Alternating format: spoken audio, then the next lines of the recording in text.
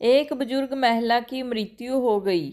यमराज उसे लेने आए। महिला ने यमराज से पूछा, आप मुझे स्वर्ग ले जाएंगे या नरक?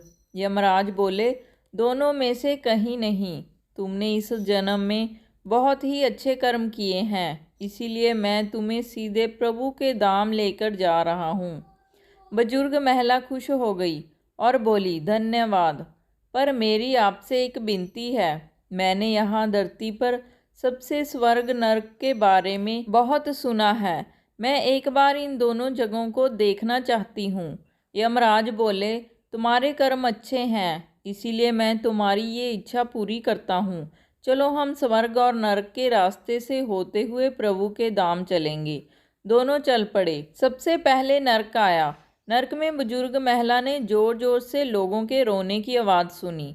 नरक में सभी लोग दुबले पतले और बीमार दिखाई दे रहे थे। महिला ने एक आदमी से पूछा, यहाँ आप सब लोगों की ऐसी हालत क्यों है?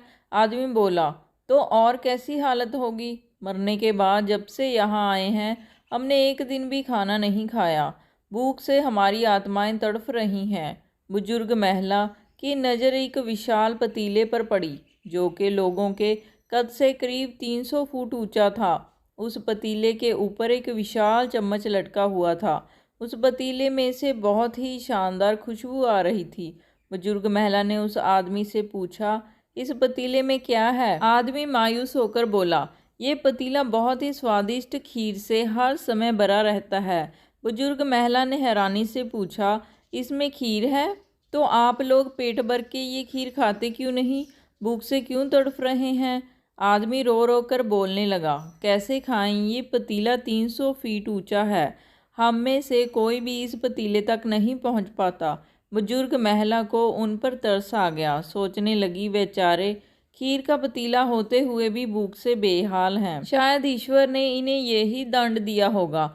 यमराज बुजुर्ग महिला से बोले, चलो हमें देर हो रही है। दोनों चल पड़े। कुछ दूर चलने पर स्वर्ग आया। वहाँ पर बुजुर्ग महिला को सभी हंसने खिलखिलाने की आवाज़ें सुनाई दी। सब लोग बहुत खुश दिखाई दे रहे थे। उनको खुश देखकर बुजुर्ग महिला भी बहुत खुश हो गई। पर वहाँ स्वर्ग में भी बुजुर्ग महिला की नज़र वैसे ही 300 फुट ऊंचे पतीले पर पड़ी जैसा नरक में था। उसके ऊपर भी वैसा ही चम्मच लटका हुआ था। बुजुर्ग महिला ने वहाँ लोगों से पूछा, इस पतीले में क्या है? स्वर्ग के लोग बोले, इसमें बहुत स्वादिष्ट खीर है। बुजुर्ग महिला हैरान हो गई। उनसे बोली, पर यह पतीला तो 300 फीट ऊंचा है। आप लोग तो इस तक पहुंच ही नहीं पाते होंगे। उस हिसाब से तो आप लोगों को खाना मिलता ही नहीं होगा। आप लोग भूख से बेहाल होंगे। पर मुझे तो आप सभी इतने खुश लग रहे हो, ऐसे कैसे? लोग बोले, हम तो सभी लोग इस पतीले में से पेट भर के खीर खाते हैं। महिला बोली, पर कैसे? पतीला तो बहुत ऊंचा है। लोग बोले, तो क्या हो गया? पतीला ऊंचा है तो यहाँ पर कितने सारे पेड़ हैं। ईश्वर ने ये पेड़ पौधे, नदी, झरने हम मनुष्यों के उपयोग के लिए तो बनाए हैं। हमने इस पेड़ों की लकड़ी ली, उनको काटा, फिर लकड़ियों के टुकड़े को जोड़ के एक विशाल सीढ़ी का निर्माण किया। उस लकड़ी की सीढ़ी के सहारे हम पतीले तक पहुँचते हैं और सब मिलकर खीर का आनंद लेते हैं। बुजुर्ग महिला यमराज की तरफ देखने लगी। यमराज मुस्कुराए और बोले, ईश्वर ने स्वर्ग और नरक मनुष्यों के हाथों में ही सौंप रखा है। चाहे तो अपने लिए नरक बना लें, चाहे तो अपने लिए स्वर्ग। ईश्वर ने सबको एक समान हालातों में डाला है। उसके लिए उसके सभी बच्चे एक समान हैं। वो किसी से भेदभाव नहीं करते। वहाँ नरक में भी पेड़ पौधे सब थे, पर वो लोग खुद ही आलसी हैं। उन्हें खीर हाथ में चाहिए। वो कोई कर्म नहीं करना चाहते, कोई मेहनत नहीं करना चाहते, इसीलिए सब भूख से बेहाल हैं। यही तो ईश्वर की बनाई इस दुनिया का नियम है। जो कर्म करेगा, मेहनत करेगा, उसी को मीठा फल खाने को मिलेगा।